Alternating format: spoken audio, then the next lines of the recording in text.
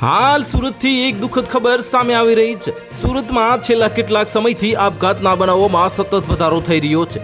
થોડા સમય પહેલા જ સુખપ્રીત કૌર નામની મોડલ આત્મહત્યા કરી હતી, ત્યારબાદ વધુ એક મોડલે આપઘાત કરી લેતા ચકચાર મચી જવા પામી છે। સુરતની 23 વર્ષીય અંજલિ વરમોરા નામની મોડલે ગળા ફાંસો ખાઈ અને આત્મહત્યા કરી લીધી છે અને પ્રાથમિક તબક્કે માનસિક તણાવના લીધે મોડલે આત્મહત્યા કરી હોવાનું અનુમાન છે। બનાવની જાણ થતાં પોલીસ ઘટના સ્થળે પહોંચી હતી અને પંચનામું કરી મોડલના મૃતદેહને પોસ્ટમોર્ટમ અર્થે હોસ્પિટલ ખાતે ખસેડ્યો હતો। આ પ્રાપ્ત માહિતી અનુસાર સુરતના અઠવા વિસ્તારમાં 23 વર્ષીય અંજલિ વરમોરા નામની મોડલે દુપટ્ટા વડે ગળે ફાંસો ખાઈ અને જીવન લીલા સંકેલી લીધી છે। આ અંજલિએ પંખા પર દુપટ્ટો બાંધીને આપઘાત કરી લીધો છે।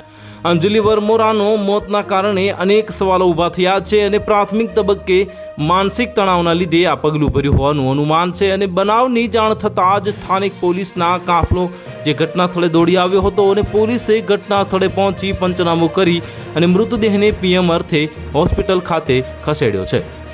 પોલીસ પરિવારજનોનો સંપર્ક કરવાનો પ્રયાસ કર્યો હતો।